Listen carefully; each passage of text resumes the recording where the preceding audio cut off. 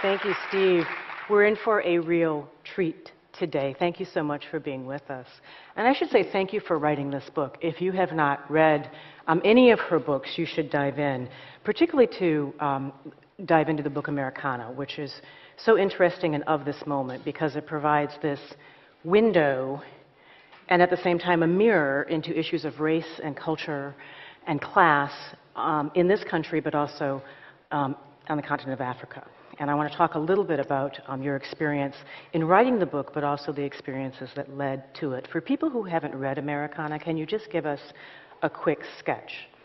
So Americana is about a young woman, Ifemelu, who leaves Nigeria when she's a teenager, comes to the US, spends 13 years, and then goes back to Nigeria. And in those 13 years, many things happen to her.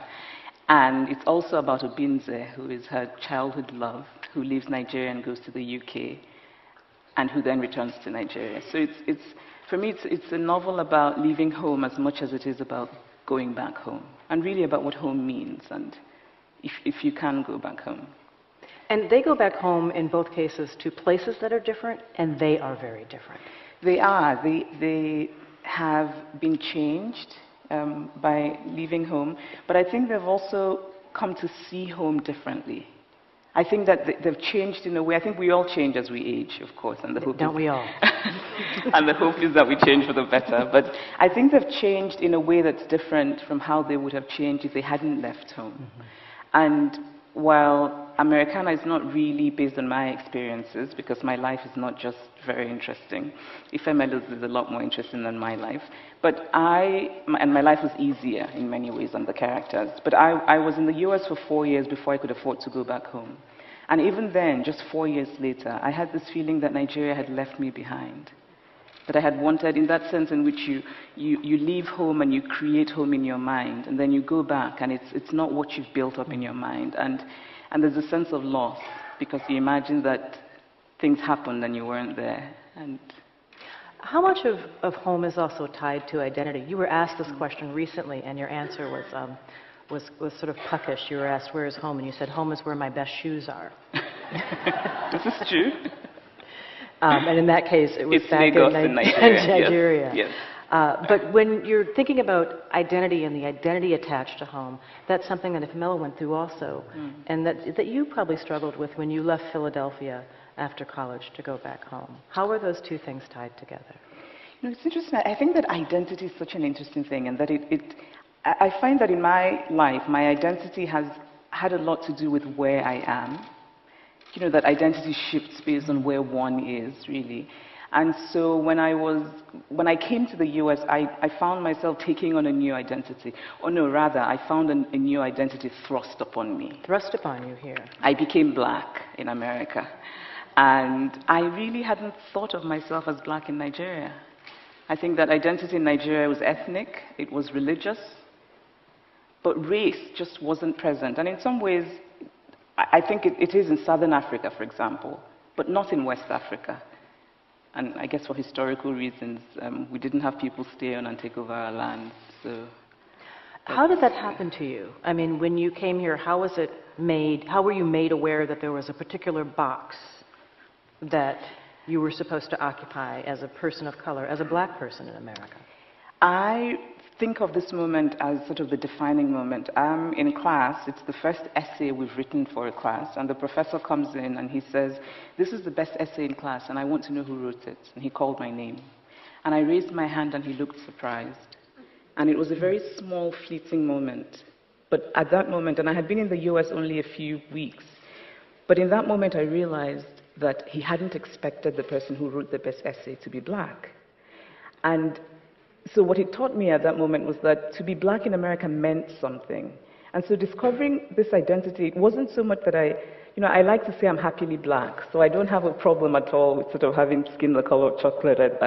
But it's that in this country, I came to realize that to have that meant something, that it came with baggage and with all of these assumptions, and that the idea of black achievement was a remarkable thing.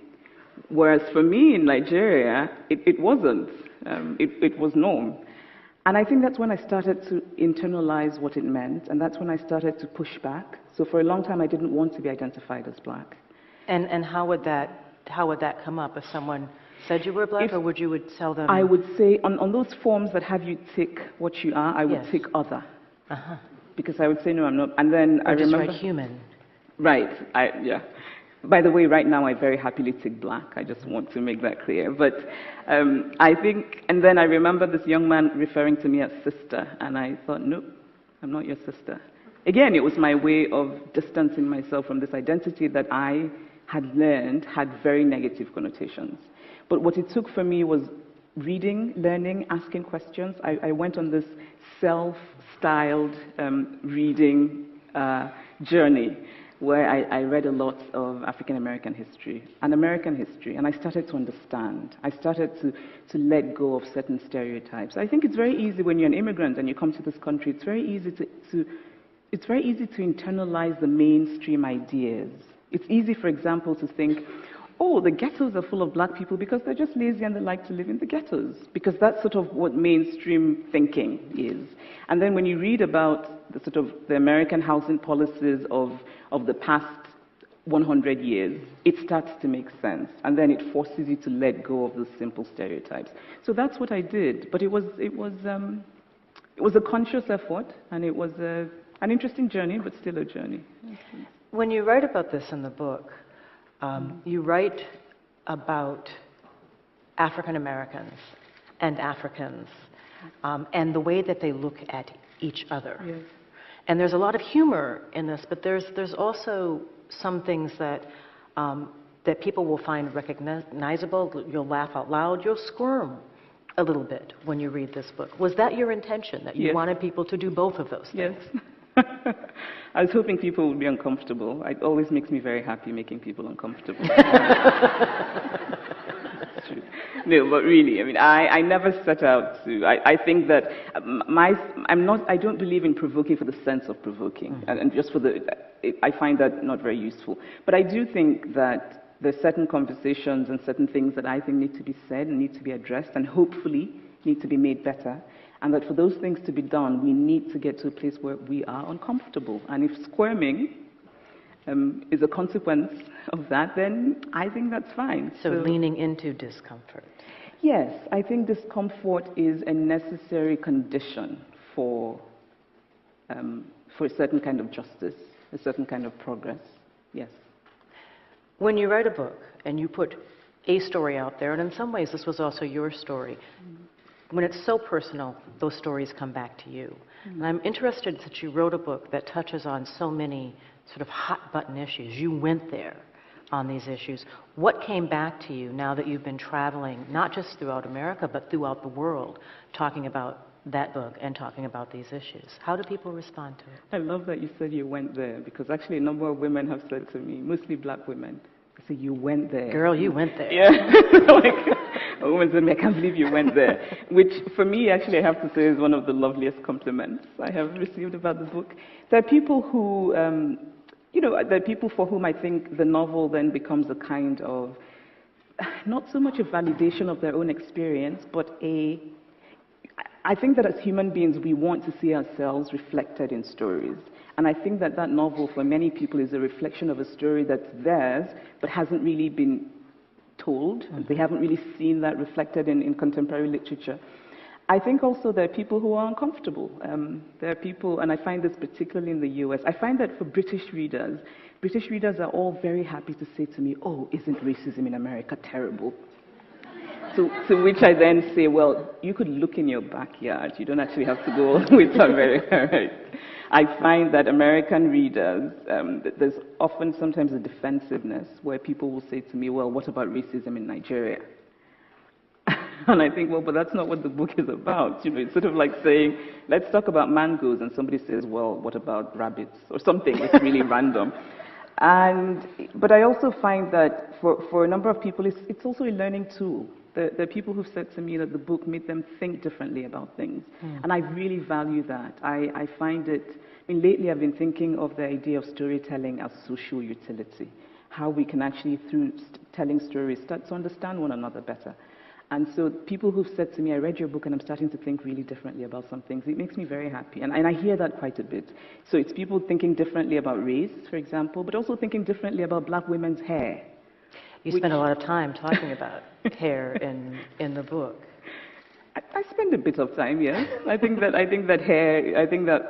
black hair in particular, I think is a very interesting subject, and I think that, whole novels have been written about baseball, so why can't we write whole novels about hair? It just seems to me. Is that one of the things that American women comment on in particular? Yes. Because a lot of what happens, I'm going to let you in on a secret, there are things that happen in a beauty shop that you're not supposed to talk about outside the beauty shop. It's sort of like what happens in Vegas stays in Vegas. But you take that conversation and put it on the page for everybody to see. I do, yes. But hey, not everything. There's certain things I didn't put in.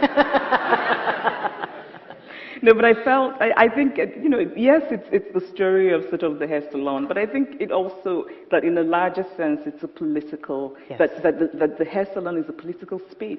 I think it is, and that the conversations that happen there. It's about agency. Yes, it is. Very much so. And so it was important, I think it was important for me I don't think I could have told that story. And it's also a story of Ifemelu as a character coming into her own in many ways. Right? That's kind of a hackneyed expression, but it's still true that she becomes fully herself. And that journey involves the hair salon as a political space. You talk a lot about the danger of a single narrative. Yeah. When one story defines an entire class of people, an entire community. And right now, one of the things I know you're a little bit concerned about is the relationship between America and Africa and a single story sort of overtaking that narrative. And right now the concern that single story might be something that we've talked quite a lot about today is Ebola. Right. Ebola seems to be the latest. I suppose there's kind of an Ebola panic in this country. I was in Nigeria, I've been here the past month, so I was in Nigeria when we had Ebola in Nigeria. We've been declared Ebola-free. And watching the American reaction to Ebola has been very interesting to me, because one of the things and I've been happy to observe that watching all the sort of the fumbling and the mumbling that's around that subject has made me realize that not dealing well with this sort of thing is not the exclusive preserve of Nigerians, and which has been a nice thing to learn. But also I think the way that it's been covered in the mainstream American press has been very troubling to me. The way that the distinctions are not made, so it just becomes this Africa, right? So people will say you've come from Africa, therefore you're likely to have Ebola.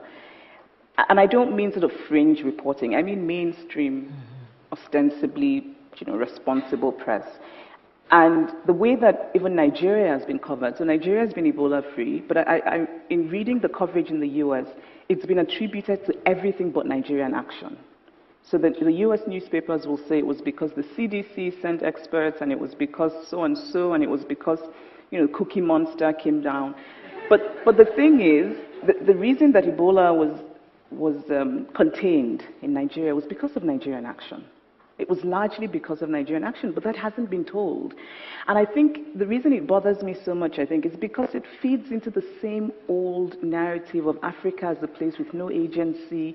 If anything good happens there, it has to be attributed to somebody else that's somehow not of that place. And it's not even so much about offending me or offending anybody, it's also just untrue. It's factually wrong. And I think that the American readership that's being served that kind of garbage, it's a disservice to them because they're not being told the truth.